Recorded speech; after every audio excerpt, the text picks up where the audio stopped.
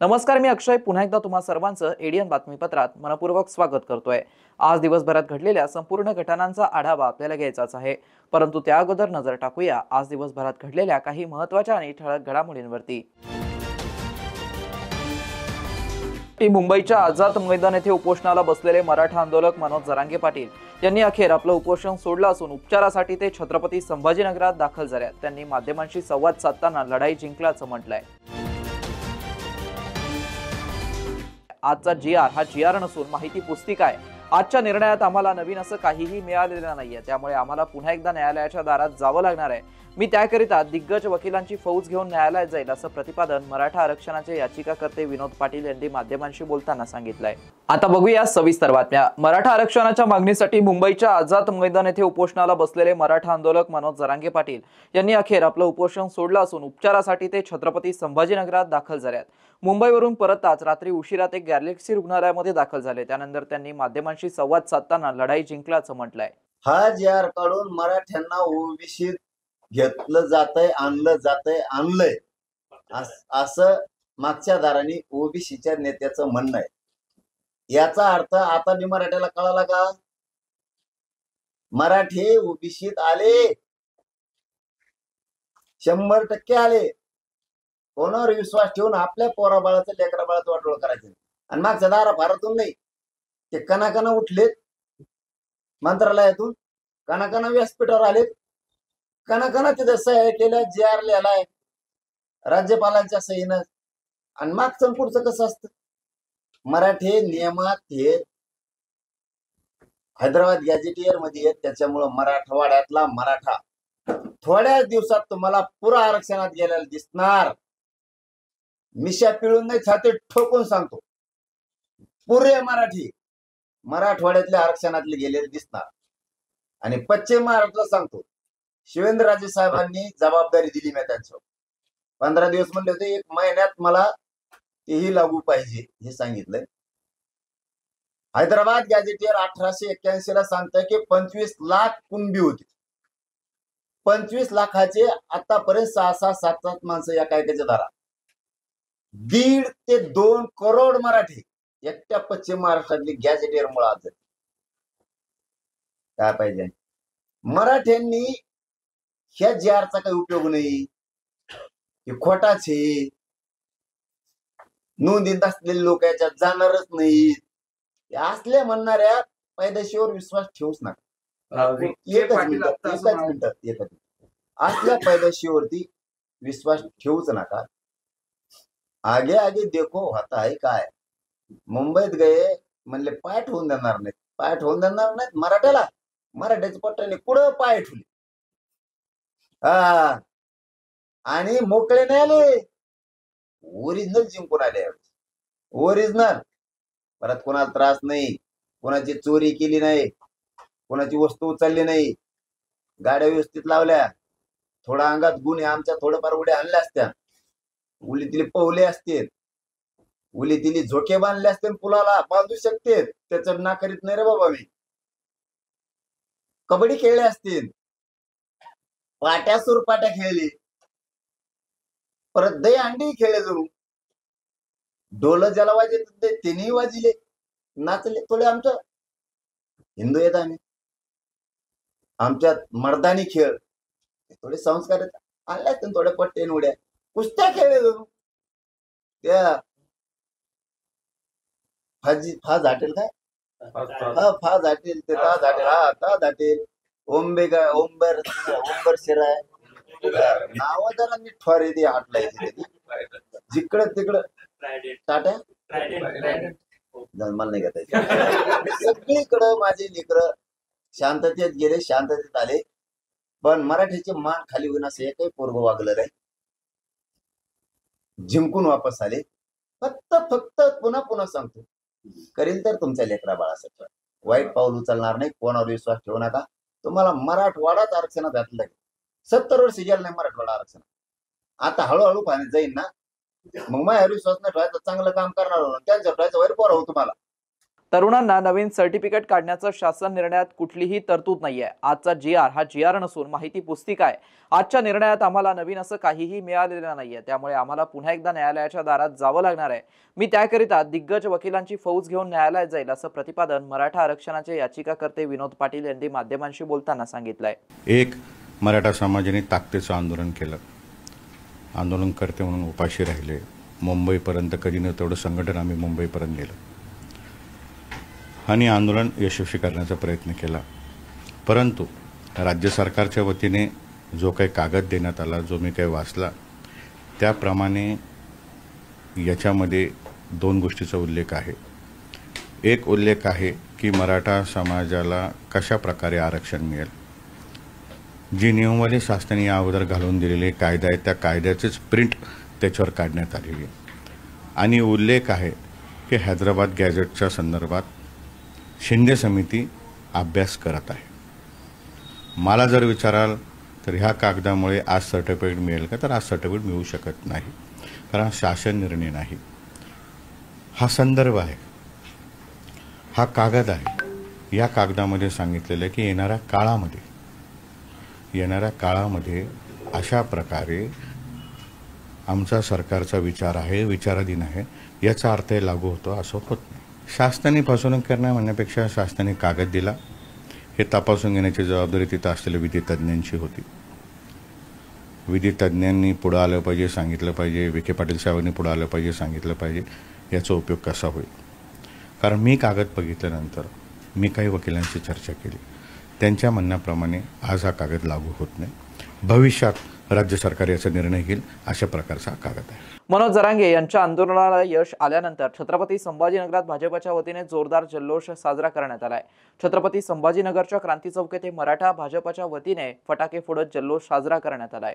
मराठा आरक्षणासाठी गेल्या 5 दिवसांपासून मनोज जरांगे पाटील हे मुंबईतील आझाद मैदानावरती उपोषण करत होते. मंगळवारी सरकारनं मनोज जरांगे पाटील यांच्या मागण्या मान्य करत मराठा समाजाला मोठा दिलासा दिलाय. उपसमितीचे अध्यक्ष मंत्री राधाकृष्ण विखे पाटील, मंत्री माणिकराव कोकाटे, मंत्री शिवराजेंद्र सिंह भोसले, मंत्री उदय सामंत तसेच मंत्री जयकुमार गोरे यांच्यासह विभागाचे सचिव, अधिकारी यांनी जरांगे पाटलांची भेट घेत सरकारतर्फे तयार करण्यात आलेला मसुदा वाचण्यात आला. त्यानंतर अभ्यासक आणि सरकारच्या समितीची चर्चा झाल्यानंतर सरकारनं मान्य केलेल्या मागण्यांची माहिती समाज बांधवांना दिल्यानंतर मागण्यांचा शासन निर्णय काढण्यात आला. त्यानंतर जरांगे पाटील यांनी आपलं उपोषण मागे घेतलंय. या घटनाक्रमानंतर बुधवारी भारतीय जनता पार्टीच्या वतीने शहरातील क्रांती चौक येथे पेढे वाटून फटाके वाजवून जल्लोष साजरा करण्यात आला.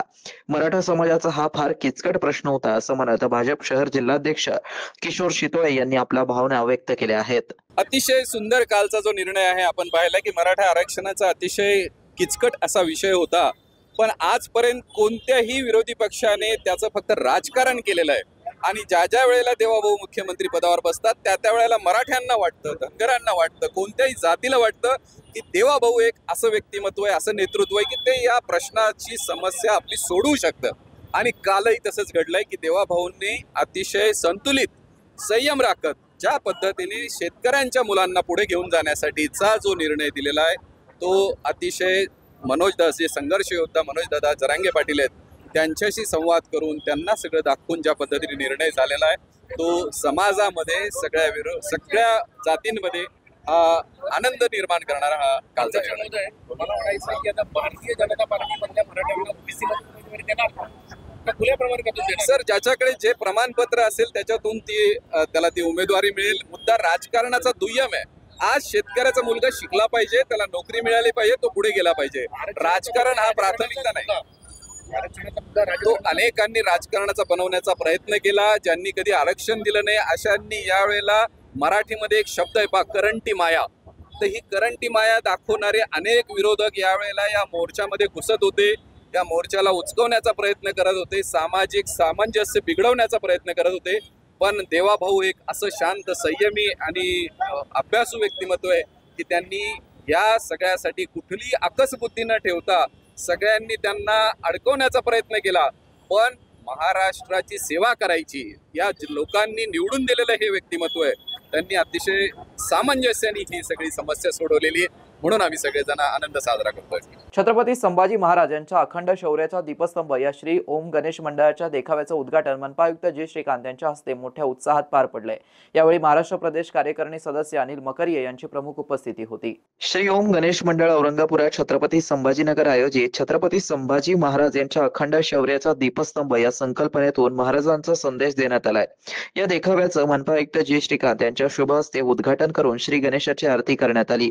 राज्याचे लाडके मुख्यमंत्री देवेंद्र फडणवीस यांच्या छत्रपती संभाजी महाराजांवरती रचलेल्या कवितांचं व आवाजाचं यात विशेष स्थान देण्यात आलंय. यावेळी महाराष्ट्र प्रदेश कार्यकारिणी सदस्य अनिल भैया मकरिये, मंडळ सदस्य श्रीधर बक्षी, अजय परदेशी, तेजस मकरिये, प्रशांत कंठे, अमित भोमा, राजू भोमा, समर्थ परदेशी, पवन मिठ्ठे, रोहित खडके, रक्षित सिद्धिवाल, दीपक झुंजारकर, मंगलदास काथार, प्रकाश तांबोळी, संदीप मिठ्ठे, देवांश परदेशी, प्रणव गादे, आयुष गादे यांच्यासह अनेक गणेश भक्त मोठ्या संख्येने उपस्थित होते. शहरवासियांना एक सुवर्ण संधी. तुम्ही एखादा व्यवसाय करताय का? मग एडियन वरती जाहिरात करा आणि मिळवा व्यवसायात मोठा फायदा. तर वाट कसली बघत आहात? आताच खाली दिसत असलेल्या नंबरवरती संपर्क साधा. आपल्याला अजूनही काही बातम्यांचा आढावा घ्यायचा आहे, परंतु इथे वेळ झाली आहे एका छोट्याशा ब्रेकची. कुठे जाऊ नका, पाहत रहा एडियन न्यूज.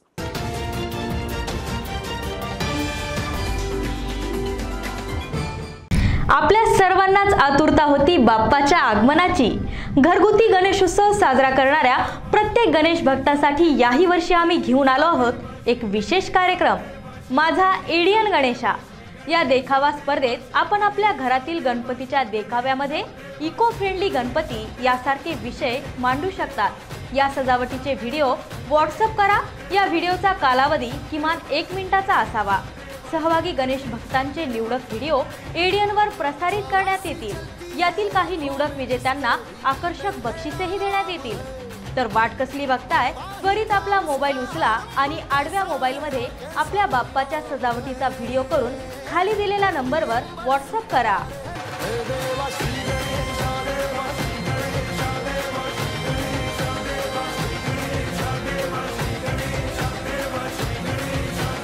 तब्बल 100 वर्षांपासून यशस्वी विद्यार्थी घडवणारे मराठवाड्यातील पहिले महाविद्यालय असलेले शासकीय ज्ञान विज्ञान महाविद्यालय छत्रपती संभाजीनगर. या महाविद्यालयात नव्या शैक्षणिक वर्षात अर्थात 2025 आणि 26 मध्ये प्रवेश घेण्याची पुन्हा सुवर्ण संधी. BA, BSc आणि MA साठी प्रवेश खुले आहेत. BA मध्ये निवडा तुमच्या आवडीचे विषय. भाषा विषयाबरोबरच इतिहास, मानसशास्त्र, समाजशास्त्र आणि बरंच काही. मराठी आणि इंग्रजी माध्यमांसाठी स्वतंत्र वर्ग. BSc मध्ये botany, chemistry, zoology, microbiology, computer science सारखे आधुनिक विषय. MA साठी खास अभ्यासक्रम, भूगोल, ग्रहविज्ञान आणि संगीत.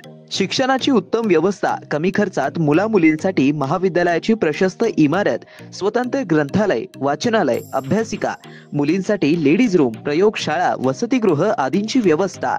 NEP 2020 ची अंमलबजावणी.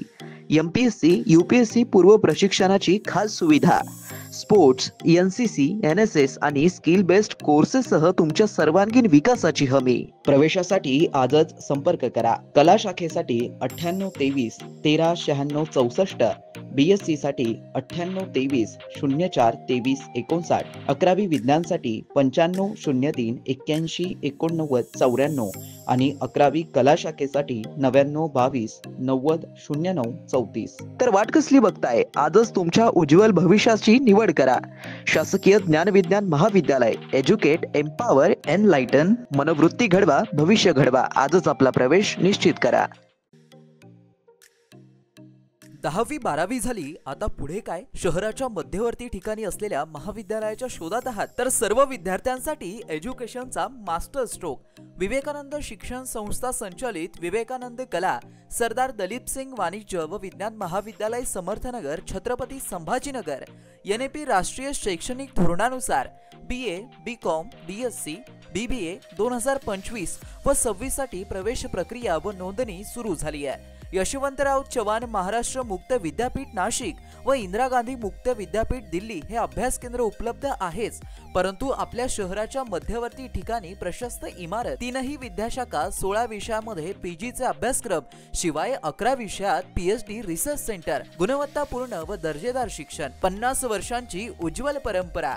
सुसज्ज ग्रंथालय, ओपॅक, यन लिस्ट आणि रिमोट ऍक्सेसची सुविधा, आधुनिक विज्ञान प्रयोगशाळा, सुसज्ज क्रीडा विभाग, राष्ट्रपतींच्या हस्ते गौरवप्राप्त विद्यार्थ्यांचा महाविद्यालयात सहभाग, दिव्यांगांसाठी स्पेशल कॉम्प्युटर लॅब, व्यक्तिमत्व विकासासाठी एनसीसी आणि एनएसएस, स्पर्धा परीक्षेसंदर्भात मार्गदर्शन, शासनाच्या सर्व शिष्यवृत्ती योजना उपलब्ध, शिवाय स्वाधार योजनेच्या विद्यार्थ्यांना परिपूर्ण लाभ. प्रवेशासाठी संपर्क 0240 23 65 845, 0240 23 65 844, 0240 23 65 813, कार्यालयीन संपर्क 0240 23 65 801. आजच आपला प्रवेश निश्चित करा आणि द्या आपल्या करिअरला बूस्टअप.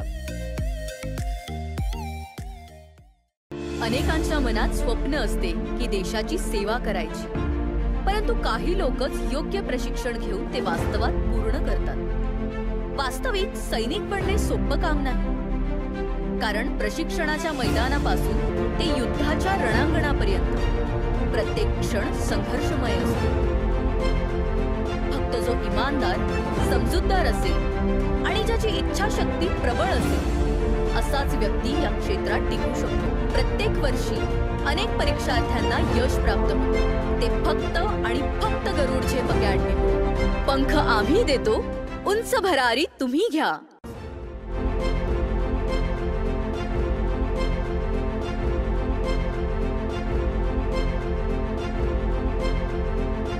शिक्षण असो किंवा नोकरी, कुठल्याही कामानिमित्त छत्रपती संभाजीनगर येथे येत असाल तर तुमच्या घरगुती जेवणाची चिंता आता मिटली.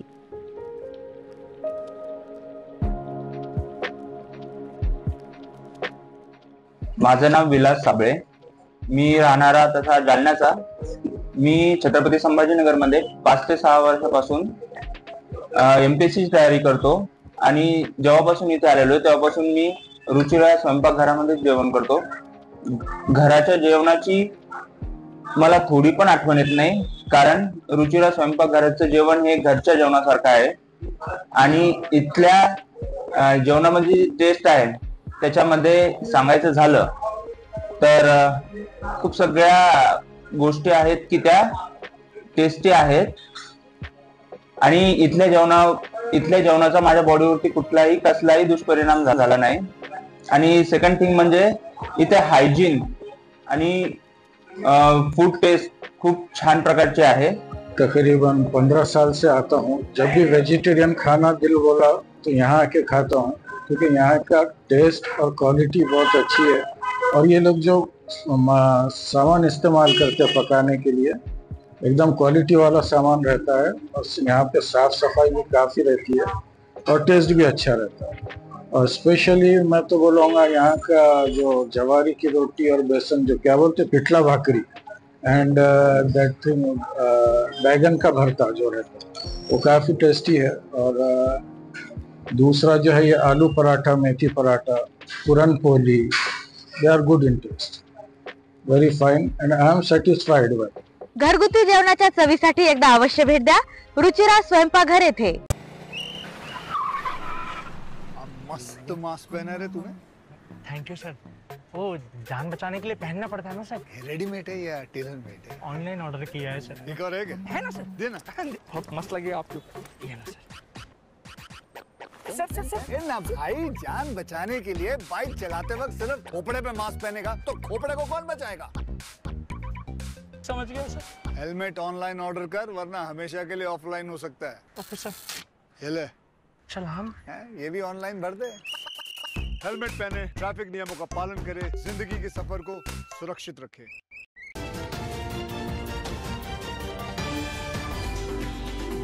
ब्रेक नंतर पुन्हा एकदा स्वागत. आपण बघत आहात एडियन बातमीपत्र. खुलताबाद येथील सय्यद जैनुद्दीन मौलाना दाऊद हुसेन शिराजी उर्फ 22 ख्वाजा रह यांच्या दर्ग्यात पैगंबर मुहम्मद यांचा पेहरन ए मुबारक पवित्र पोशाख ईद ए मिलाद दिनानिमित्त भाविकांसाठी दर्शनासाठी ठेवण्यात येणार आहे.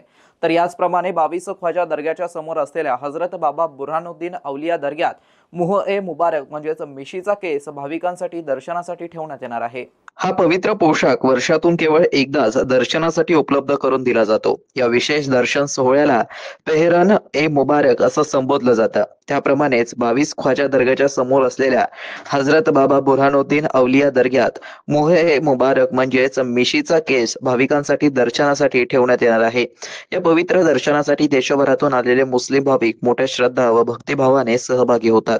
यंदाचा पेहरन ए मुबारक आणि मुह ए मुबारक दर्शन सोहळा गुरुवार 4 सप्टेंबरच्या रात्री 10 वाजेपासून भाविकांसाठी खुला करण्यात येणार असून शुक्रवार 5 सप्टेंबरच्या रात्री 11 वाजेपर्यंत दर्शनाचा लाभ घेता येणार आहे। सोहळ्यादरम्यान भाविकांच्या सोयीसाठी संपूर्ण व्यवस्थेची तयारी करण्यात आली आहे, अशी माहिती हजरत सय्यद जैनुद्दीन शिराजी उर्फ 22 ख्वाजा दर्गा कमिटीचे अध्यक्ष शरफुद्दीन मोहम्मद रमजानी, दर्गा कमिटीचे सचिव मसीउद्दीन फखरुद्दीन, हुस्नुद्दीन फरीदुद्दीन, मुजावर निसार अहमद यांनी दिली आहे। यावेळी पवित्र पोशाख दर्शनासाठी देशभरातून भाविक मोठ्या संख्येने खुलताबादमध्ये दाखल होण्याची अपेक्षा व्यक्त करण्यात आली आहे। एडियन साठी तालुका प्रतिनिधी हुसैन पटेल, खुलताबाद। ये पैरान शरीफ रखा हुआ है यहाँ पर अल्लाह के रसूल सल्लल्लाहु अलैहि वसल्लम का। इस पैरान शरीफ की ज़ियारत बरस में एक ही दिन कराई जाती है, ईद मिलादुन नबी के दिन। यहाँ पर 12 से 15 लाख पब्लिक ज़ियारत के लिए आती है और यहाँ पर बहुत बड़ी नियाज भी होती है। उस दिन नियाज तमाम लोगों में तकसीम की जाती है। हम इस कमरे के अंदर अल्लाह के रसूल सल्लल्लाहु अलैहि वसल्लम का पैरान शरीफ जुब्बा मुबारक रखा हुआ है। ये हमारे सदर सेक्रेटरी जनाब शरफुद्दीन साहब, जनाब मसीउद्दीन साहब, इस पैरान को बाहर निकाल कर उस कांच में रख दिया जाता है। ये पैरान यहाँ तक कि कैसे आया है इसके बारे में बताएंगे। ये अल्लाह के रसूल सल्लल्लाहु अलैहि वसल्लम को शब मेराज अता हुई थी। शब मेराज के बाद अल्लाह के रसूल सल्लल्लाहु अलैहि वसल्लम जन्नत से रूहे ज़मीन पर तशरीफ ले आए। उन्होंने अपने बाद अपने खलीफा हजरत अली रजी अल्लाह तआला अन्हु को ये पैरान अता किया। अली रजी अल्लाह तआला अन्हु ने ख्वाजा हसन बसरी को दिया। ख्वाजा हसन बसरी ने अब्दुल वाहिद बिन ज़ैद को दिया। अब्दुल वाहिद बिन ज़ैद ने फुज़ैल बिन अयाज को दिया। फुज़ैल बिन अयाज ने इब्राहिम आदम बलागी को दिया। ये पैरान ऐसे ही नबी अल्लाह साहबा असहाबा तबे ताबईन से होता हुआ जब हिंदुस्तान आया, ख्वाजा मोइनुद्दीन चिश्ती अजमेरी मक्का से लेकर आए थे। उस्मान हारूनी रहमतुल्लाह अलैह के पास से जन्नतुल माला से 18वें नंबर पर खुतबुद्दीन बख्तियार काकी को मिला। 19वें नंबर पर फरीदुद्दीन गंज शकर को मिला। 20वें नंबर पर महबूब इलाही निजामुद्दीन औलिया देहलवी को मिला। 21वें नंबर पर बुरहानुद्दीन गरीब रहमतुल्लाह अलैह को मिला और 22वें नंबर पर सैयद ज़ैनुद्दीन चिश्ती रहमतुल्लाह अलैह के पास में ये पैरान शरीफ इसलिए आकर थम गया। ख्वाजा साहब चिश्तियाई सिलसिले के आखिरी चिश्ती है। चिश्तियाई सिलसिला इसी पैरान के जरिए अल्लाह के रसूल सल्लल्लाहु अलैहि वसल्लम से शुरू हुआ और 22 ख्वाजा रहमतुल्लाह अलैह पे आके खत्म हो गया। ये पैरान शरीफ का क़यामत तक के यहाँ रहेगा।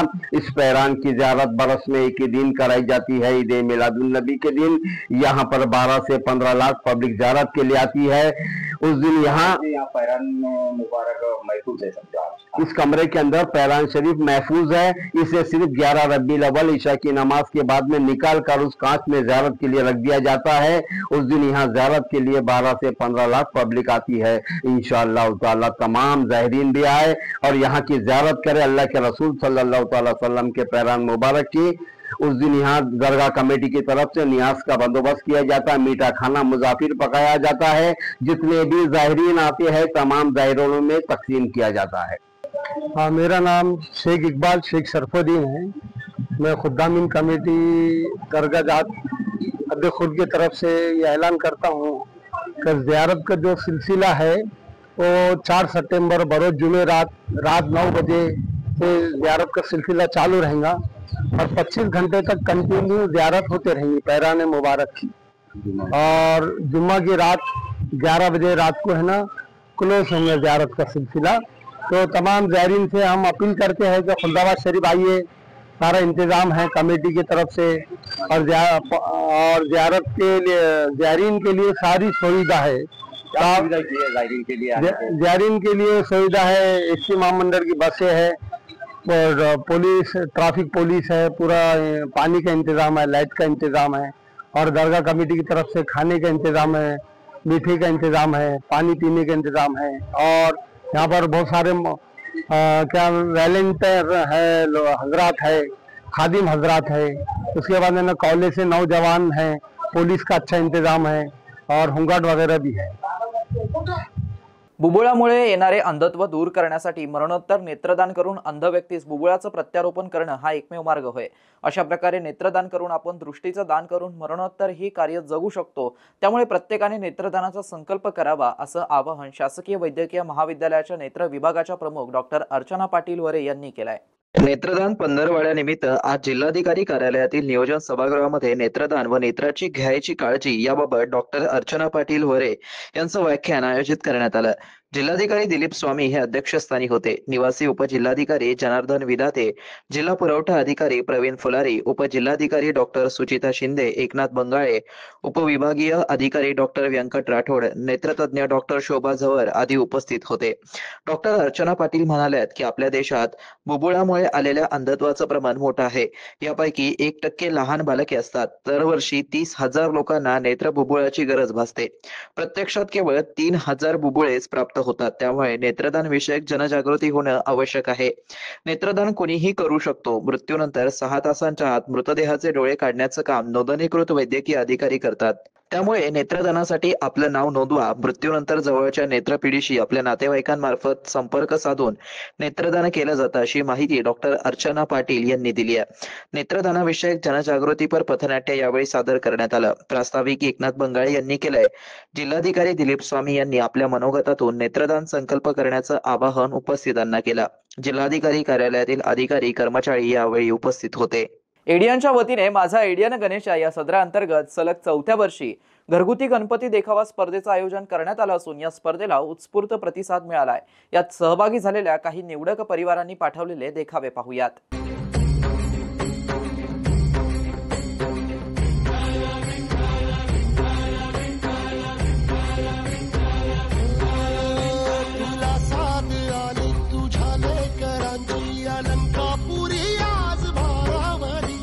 सवारीचा घेतला पावला निया वाळवंटी तुझी सावली कळा भेट घेण्या भीमेची निघाली तुझ्या राम घोषात इंद्रायणी।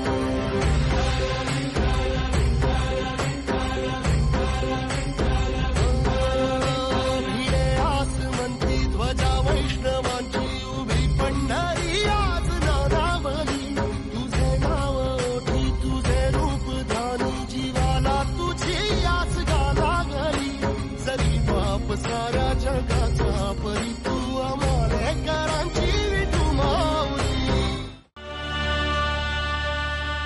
याला जऱ्या गालावरी विरघळला चांदवा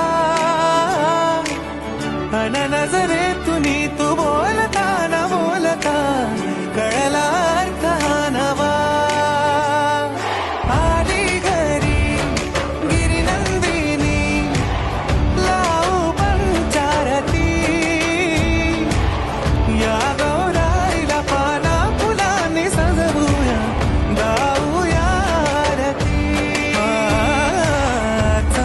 चांदणी चंचल दामिनी लख लख तेजाची ज्योत तू मनी सजली रंगली आसई वेडावली आज स्वप्ना परी अवतरली लाडाची गौरी पहाज माझी बदसली। शेवटी पुन्हा एकदा नजर टाकूया आज दिवसभरात घडलेल्या काही महत्त्वाच्या आणि ठळक घडामोडींवरती।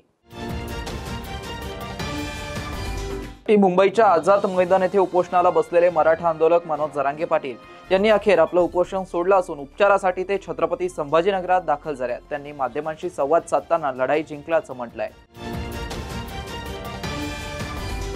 आजचा GR हा GR नसून माहिती पुस्तिका आहे। आजच्या निर्णयात आम्हाला नवीन असं काहीही मिळालेलं नाहीये, त्यामुळे आम्हाला पुन्हा एकदा न्यायालयाच्या दारात जावं लागणार आहे. मी त्याकरिता दिग्गज वकिलांची फौज घेऊन न्यायालयात जाईल, असं प्रतिपादन मराठा आरक्षणाचे याचिकाकर्ते विनोद पाटील यांनी माध्यमांशी बोलताना सांगितलंय. आणि याबरोबरच हे बातमीपत्र इथेच संपलं. पुन्हा भेटूया पुढील बातमीपत्रात. तोपर्यंत पाहत रहा आपल्या हक्काचं बातमीपत्र ADN न्यूज.